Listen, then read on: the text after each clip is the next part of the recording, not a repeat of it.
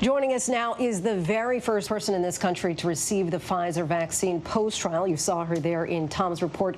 Registered nurse Sandra Lindsey, a critical care nurse at Long Island Jewish Medical Center in Queens. Thanks so much for joining us tonight. Thank you for having me. So wanted to start out with, it's been several hours since you got your shot. How are you feeling right now? Any immediate side effects? No immediate side effects. I feel great, no different than I felt yesterday this time. No arm pain, no fever. I feel just fantastic. That's good to hear. And of course, you've been on the front lines for months helping to save people's lives. What is it like knowing that you were the first person in the entire country to get a dose of this vaccine? I feel hopeful, relieved, excited for my colleagues who have been working tirelessly. I am the critical care director for Long Island Jewish Hospital, all the ICUs there, and I've seen firsthand the suffering, the pain, the deaths, and how tirelessly my team has been working to take care of patients and saving patients' lives. So I'm just really happy that we have a vaccine that will provide some relief and that will put an end to this pandemic. And how and when did you get selected to be the very first in line, and why was it important for you to do so in public? So I volunteered to take the vaccine.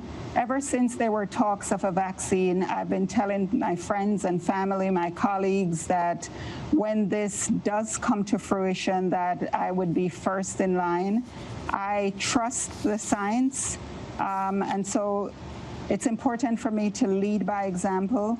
What I don't trust is how I will be affected by COVID-19 and how other people that I may potentially infect, if I get infected, will they survive or will they die?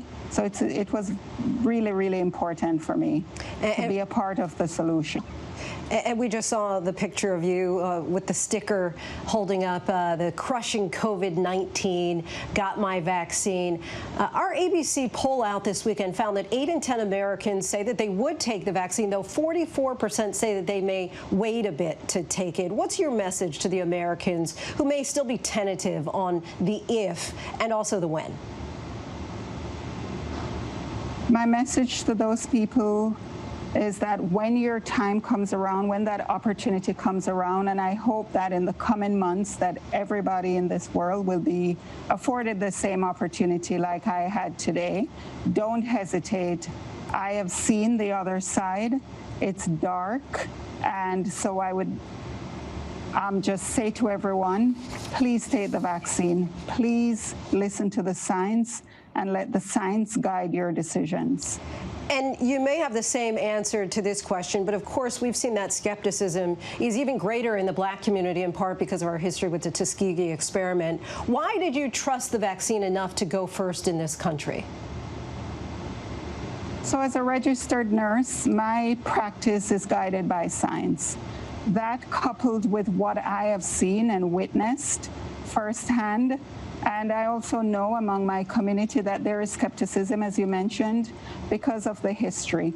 So I think it was important for me to get the vaccine, and so that I can be an inspiration to those people who are on the fence or who are skeptics skeptical about taking the vaccine. And you've talked about this as well, but of course, you know, in this dark year, your hospital in Queens has seen some of the very worst of this pandemic, but also filled with the very best of us, brave nurses and doctors like yourself. Earlier today, you said, I feel like healing is coming. What gives you that hope tonight? That I got the vaccine in my arm. I got the vaccine in my arm, and so I feel a huge sense of relief. I feel that public safety and public health will be restored. Although we are far away, I see a light at the end of the tunnel. And just the last question for you. When do you have to go back to get the second dose? in 21 days or so, I will get the second dose. Okay. All right. Well, thank you so much for your time, Sandra Lindsey, and for your continued bravery and all that you continue to do. Thank you so much. Thank you for having me.